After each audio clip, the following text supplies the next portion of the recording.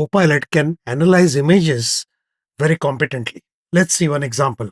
This is a photo of an aircon remote. It's part of the remote. The brand name is not shown. I uploaded the image to Copilot and just gave a one word prompt, explain. It understood that it's a remote, but it didn't stop there. It interpreted the LCD panel and it's telling me it's in dehumidifying mode, fan speed is low, whatever is the time, and other icon which is sleep mode, which is perfect. Then it also interpreted the other buttons. Fair enough, so far so good. But then I asked it to guess what is the brand of this aircon. There is no visual indication of that at all. Now it tried to do a good job, but it made a mistake. You'll see that one button is called VIRAAT, which is a Hindi word which means massive, invincible kind of thing, which is a mode of that aircon.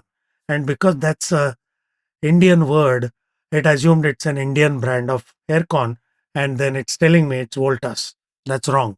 I told Copilot it's not Voltas. You figure out which one has this feature and then figure out the brand. And then it found out from multiple listings and guides that this is applicable to LG split dual inverter AC, which is correct. In the meantime, it's giving me functions of all the buttons. So I asked it to find the PDF. Didn't find it, but then it offered, I'll create a PDF for you with a visual guide.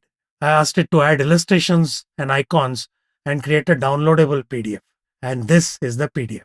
Yes, there are few alignment issues and overlaps in the PDF, but look at where we started and where we ended.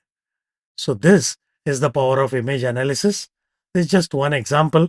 Try it out in the context of your work, upload relevant images, and make use of Copilot to interpret visual data. If you found this useful, you know what to do. Share it with people, like the video, subscribe to the channel, and give me ideas for more videos. See you soon.